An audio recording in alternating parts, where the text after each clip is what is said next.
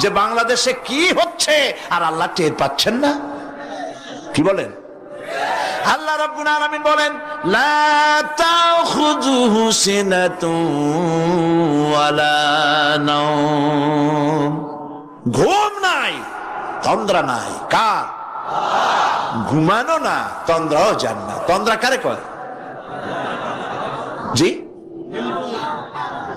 ঝিমটি, ঝিমানি, যাই বলেন আপনারা বুঝে নিয়ে।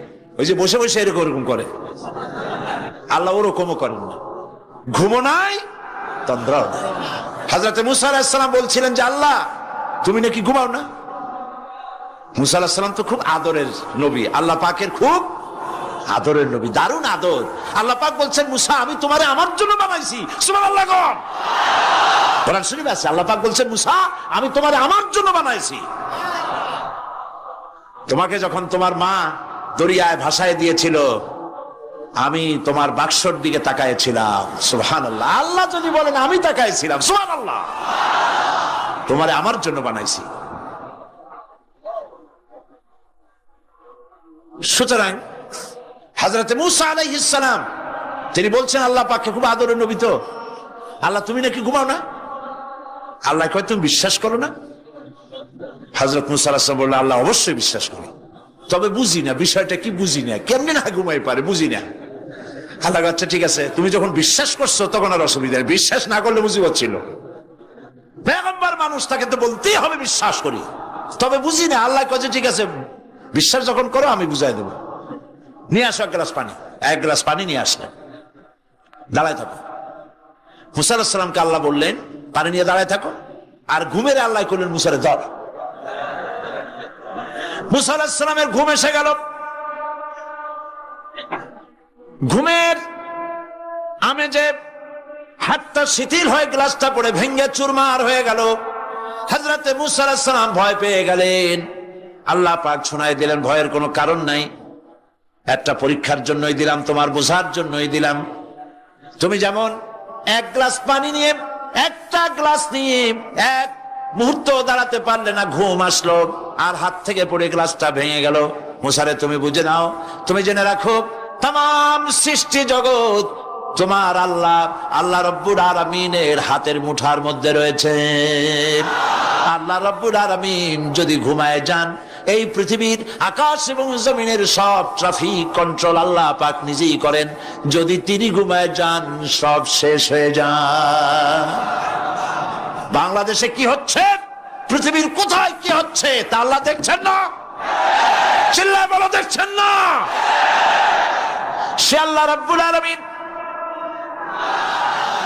তিনি পরিষ্কার করে বলছেন যারা নাকি মুমিন বান্দা তারা অহংকারী হয় না, ক্ষমতায় থাকুক ক্ষমতায় না থাকুক কোন অবস্থাতেই অহংকারী হতে পারে না।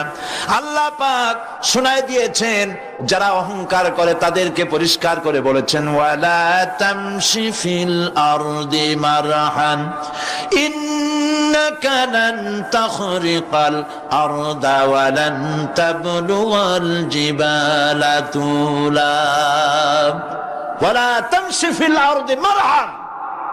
খবরদার আমার জমিনের উপরে অহংকারের পথে বড় হেঁটো না। দেখছেন না কত আছে অহংকার করে হাঁটে, জমিনের উপরে জুতা পাই দিয়ে মচ মচ করে হাঁটতে থাকে। ওয়ালা তামশি ফিল আরদি মারহা ইন্নাকা লান তাখরিকাল আরদা। তুমি কি তোমার পদাঘাত দিয়ে আমার জমিনটারে ভাটায় দিতে পারবা? বলেন পারবে? যদি শক্তি থাকে দাও লাথি, তোমার ঠ্যাং ভাঙবে, মাটির কিচ্ছু। ওয়ালান তাখরিকাল আরদা মা, তুমি আমার এই জমিনটাকে ধসাই দিতে পারবে না। আর ওয়ালান তাবলুগাল জিবালা তুলা, আর পাহাড়ের উচ্চতা লাফ দিয়ে তুমি ছাড়াই যেতে পারবে না। আমার জমিনও ফাটাইতে পারবে না লাথি দিয়া, লাফ দিয়ে পাহাড়ের উচ্চতাও ছাড়াইতে পারবে না। তো এত লাফাও কেন? কম লাফাও, শক্তি কম দেখাও। আল্লাহ রাব্বুল আলামিন আবার বলেন وعباد الرحمن الذين يمشون على الأرض هونا। আল্লাহর বান্দা যারা, সত্যিকারের বান্দা যারা, তারা দুনিয়ার বুকে বিনয়ের সাথে হাঁটে, মাথা নিচু করে বিনয়ের সাথে হাঁটে। সুবহানাল্লাহ। তুই আল্লাহর প্রতি ঈমানের সবথেকে বড় লাভ হচ্ছে আত্মমর্যাদা সম্পন্ন বানায়। ঈমান তাকে বিনয় এবং বিনম্র বানায়, অহংকারী বানায় না। আর অহংকার করে তুমি যাবা কই? কদ্দুর ক্ষমতা তোমার? আল্লাহ কোরআন শরীফের বহু আয়াত দিয়ে এই কথাগুলি বলেছেন। আর এটা গেল 2। 3 নম্বরে আল্লাহর উপরে ঈমান আনার, আমি কি বলতেছি বলেন তো দেখি, ফায়দা। আল্লাহর উপরে ঈমান আনার 3 নম্বরের ফায়দা হলো মুমিন ব্যক্তির মধ্যে বীরত্ব এবং নির্ভীক ভাব তার মধ্যে এসে যায়। সে নিজে মুজাহিদ, সে বীর, সে কাপুরুষ নয়। সুবহানাল্লাহ। আল্লাহর উপর ঈমানের কারণে বীরত্ব এবং নির্ভীকতার প্রশিক্ষণ তার মধ্যে তৈরি হয়ে যায়। কারণ মানুষের সবচেয়ে বড় ভয় হলো মৌতের। বলেন তো দেখি, বড় ভয় কিসের? বলেন সবাই। আর যারা বললেন না তারা, তাদের মৌতের কোনো ভয় নেই। মৌতের ভয় আছে কিনা? আছে। কিন্তু ভয় করে যাবেন কই? ভয় তো সেইটারে করা যায় যেটাকে ভয় করে এড়ানো যায়। এখন মৃত্যুকে ভয় করে আপনি কি এড়াইতে পারবেন? পারবেন? আল্লাহ পাক বলছেন মুমিন নির্ভীক হবে, বীরত্বে পরিপূর্ণ হবে, কাপুরুষ হবে না, মৌতের ভয়তে পালায়ে বেড়াবে না। আল্লাহ পাক বলছেন কুল ইন্নাল মাউতাল্লাযীনা তাফিরুনা মিনহু ফাইন্নাহু মুলাকীকুম। মরণ থেকে পালাও তুমি, মরণ তোমায় লইবে ঘিরি, যদিও সুদূর আকাশ পানে, লুকাও সেথায় লাগিয়ে সিঁড়ি। এ মহারোগের চিকিৎসক নাই, নাই সে ঔষধ জগতে, খুঁজিয়া কাতর হইলে কি হবে, পারিবে না তারে ফিরাতে। মৃত্যু যখন তোমার এসে যাবে, তোমাকে মৌতের হাত থেকে কেউ রেহাই দিতে পারবে না। মৃত্যু তোমার হবেই। সুতরাং মৌত যখন হবে তখন তাকে ভয় করে তো কোনো লাভ নাই। আর মৃত্যু কোথায় হবে, কখন হবে, আমরা কেউ জানি না। জানেন? ওয়ামা তাদরি নাফসুম বিআইয়ি আরদিন তামুত। কোন মাঠে, কোন ময়দানে কখন মৌত হবে কারো জানা নাই। এই গত নভেম্বর মাসের শেষ দিকে আমি লন্ডন সফর করেছিলাম। এক ভাইয়ের কাছে শুনলাম, আমি অবাক হয়ে গেলাম। তিনি পত্রিকায় দেখে আমাকে বলেছেন, এক লোক 8 তলা থেকে 8 তলা বিল্ডিং এর ছাদের উপর পড়ে গেছে। 8 তলা বিল্ডিং এর ছাদের উপর থেকে পড়িয়া তার কিচ্ছু হয় নাই, হাত পাও ভাঙে নাই, মরেও নাই, খালি কিছু চামড়া টামড়া ছিঁড়ে গেছে। তাড়াতাড়ি অ্যাম্বুলেন্স আসছে, অ্যাম্বুলেন্সে তাকে নিয়ে গেছে, হসপিটালে নিয়ে যাবে চামড়াগুলো সেলাই করে দেওয়ার জন্য। অ্যাম্বুলেন্সে উঠাইয়া তাড়াতাড়ি অ্যাম্বুলেন্স আসছে। দরজা যেভাবে লাগাইছে দরজাটা ভালোভাবে লাগে নাই। দেখেন নাই মাইক্রোবাসে বা অ্যাম্বুলেন্সে অনেক সময় দরজা এরকম মারে, মারার পরে অনেক সময় লাগে না, যার জন্য ড্রাইভার বলে যে দরজাটা ভালো করে লাগায় নাই। ঠিক না? দরজাটা ভালো করে লাগে নাই। সামনে চলতে গিয়ে এই গাড়িটার ব্রেক কষতে হয়েছে ড্রাইভারের কোনো কারণে। যেই না ব্রেক কষেছে আর অমনি দরজা যেটা লাগছিল না ভালো করে, দরজাটা খুলে গেল। আর রুগীটা 8 তলা কাছে পড়ছিল, ওইটা ছিল পাশে, সে ছিটকে গিয়ে রাস্তায় পড়লো। আর একটা বাস সামনের থেকে এসে মাটিতে তাকে চ্যাপ্টা করে দিয়ে চলে গেল। শুনিয়া আমার মুখ থেকে বেরিয়ে গেল আল্লাহু আকবার। বলেন আল্লাহু আকবার। কি আল্লাহ পাকের কি প্রচন্ড ক্ষমতা, কি ইচ্ছা তার। মৃত্যুর জন্য সময়ও লাগবে, জায়গাও লাগবে, দুটো জিনিস এক হতে হবে। আল্লাহর যাকে যে মৃত্যু দিবেন, মৃত্যুর জন্য সময় এবং জায়গা দুটোর কম্বিনেশন হতে হবে। 8 তলা থেকে পড়বে ঠিক, কিন্তু মরবে না। আজরাইল অপেক্ষা করতেছে রাস্তায়, বাস আসবে যখন। 8 তলা থেকে পড়লো, অবিশ্বাস্য ভাবে লোকটা বেঁচে গেল। আর হসপিটালে তার যাওয়া হলো না, গাড়ির দরজা খুললো, রাস্তা দিয়ে পড়লো, আজরাইল দ্রুত তার কাম সেরে চলে গেল। সুতরাং মুমিন ব্যক্তি আল্লাহর উপর ঈমান আনার কারণে দুর্জয় মনোবল সৃষ্টি হয়। কাপুরুষ জীবনে কয়েকবার মরে, সাইকেলের টায়ার বাস্ট হয়েছে শুনে বেহুশ হয়, তারপরে ট্রাকের টায়ার বাস্ট হয়েছে শুনলে কানের তারা ফেটে যায়, বোম বাস্ট হয়েছে আওয়াজ শুনে হার্ট ফেল করে, পাতিশিয়ালের ডাক শুনলে কোনো হুঁশই থাকে না। এই হচ্ছে কাপুরুষদের কাজ।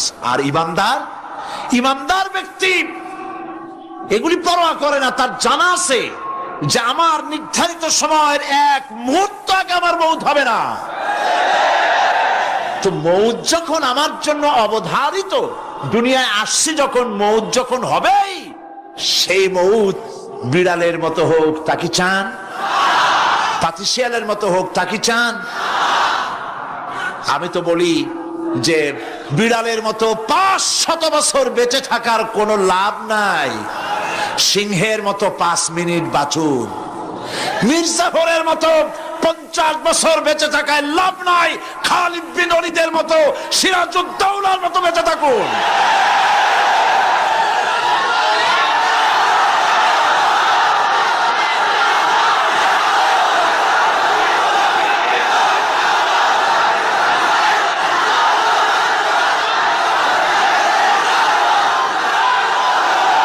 বসেন, আপনারা যদি দাঁড়ায় যান তাহলে আমি করব কি?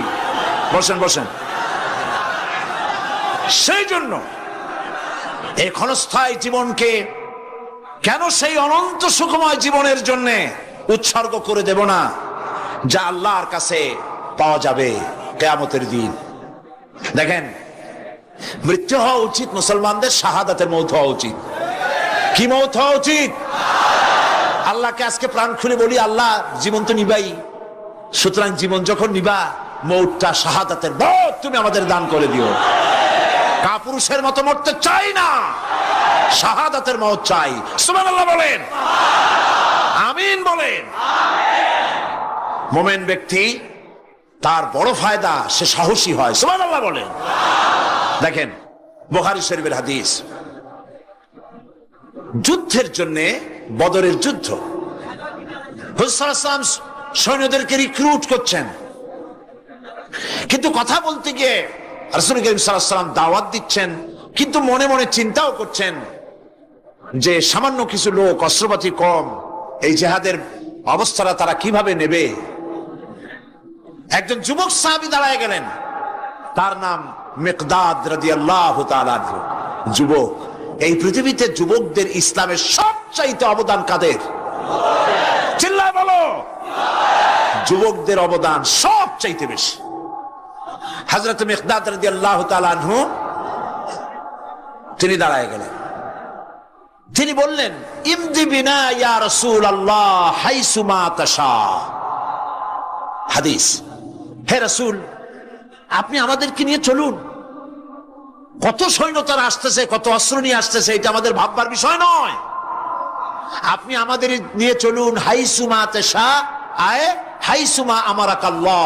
আল্লাহ আপনাকে যেদিকে আমাদের নিয়ে যাইতে কয়, আপনি সেই দিকে আমাদের নিয়ে চলুন। ইন্না লা নাকুলু লাকা কামা ক্বালা বনু ইসরাঈল লিমূসা আলাইহিস সালাম, ইযহাব আনতা ওয়া রাব্বুকা ফাকাতিলা ইন্না হাহুনা কায়িদুন। অর্থাৎ, হে রাসূল, আমরা বনি ইসরাইলের মতো বলবো না। শোনেন, আমরা বনি ইসরাইলের মতো বলবো না যে মুসা, তুমি এবং তোমার আল্লাহ এই দুইজনে গিয়ে ফেরাউনের বিরুদ্ধে যুদ্ধ করো, আমরা যাবো না, আমরা বসে থাকবো। এই কথা আমরা বলবো না। আমরা মুসা আলাইহিস সালামের উম্মত নই, আমরা মুহাম্মদ সাল্লাল্লাহু আলাইহি ওয়াসাল্লামের উম্মত। বরং আমরা বলবো, বাল ইযহাব আনতা ওয়া রাব্বুকা ফাকাতিলা ইন্না মাকুমা মুকাতিলুন। বরং আমরা বলবো, আপনি চলুন, আমরা আপনার সাথে আল্লাহর হুকুম মাফিক লড়বো, জিহাদ করব। ততক্ষণ পর্যন্ত মা দামাত আইনুম মিন্না তাতাররাফ, যতক্ষণ পর্যন্ত আমাদের চোখের পাতা নড়তে থাকে, ততক্ষণ আপনার সাথে থেকে কাফেরের বিরুদ্ধে লড়াই করে যাব। জীবনের পরোয়া তারা করেন নাই, জীবনের পরোয়া করেননি। হুজুর সাল্লাল্লাহু আলাইহি ওয়াসাল্লাম দারুণ ভাবে খুশি হয়ে গেলেন। হুজুর হেজিটেট ফিল করছিলেন যে এই সামান্য কিছু লোক, অস্ত্র নাই, পাতি নাই, এতগুলি লোকের বিরুদ্ধে যুদ্ধ করতে যাবে। যুবকের মুখে এই কথা শুনে হুজুর দারুণ খুশি হলেন। আল্লাহর নবী বললেন, কুমু বিনা ইলা জান্নাতিন, জান্নাতুন আরদুহা কারদিস সামাওয়াতি ওয়াল আরদ। ও সাহাবীরা, তোমাদের মনোভাব যখন এই, তোমাদের মানসিকতা যখন এই, চলো আমার সাথে বেহেশতের দিকে, সেই জান্নাতের দিকে যেই জান্নাত আল্লাহর আকাশ আর জমিনের চাইতে অনেক প্রশস্ত। চলো আমার সাথে বেহেশতে, সুবহানাল্লাহ, চলো আমার সাথে জান্নাতে। ফাকামা উমাইর বিন হামাম ওয়া কানা ইয়াকুলু আত-তামার। হযরত উমাইর নামক একজন যুবক দাঁড়ায় গেলেন এবং তিনি হাতে কতগুলি খরমা ছিল, সেই খরমাগুলি তিনি চিবোচ্ছিলেন। রাসূলুল্লাহর বক্তৃতা শুনতেছিলেন আর খরমা চাবাচ্ছিলেন। খরমা চাবা, বিচিগুলি ফেলে দেন, এভাবে করতেছেন, হাতে কতগুলো খরমা। হযরতে উমাইর বলছেন ওয়াকালা বাখ বাখ, অর্থাৎ আয় আযমাহু আয় আহসানাহু। হে রাসূল, আপনি কি সুন্দর কথা বললেন। আপনার সাথে লড়াই করতে যাব কাফেরদের বিরুদ্ধে, সেই লড়াই করলে এমন বেহেশত পাবো যে বেহেশত হবে আকাশ আর জমিনের চাইতেও প্রশস্ত। তাহলে ওয়াল্লাহি হাত্তা আকুলাহুন্না ইন্নাহা লাহায়াতুন তাবিলা। তাহলে আমার হাতে যে খরমাগুলি আছে, এই সমস্ত খরমাগুলি খেতে গেলে কিন্তু অনেক সময় লেগে যাবে।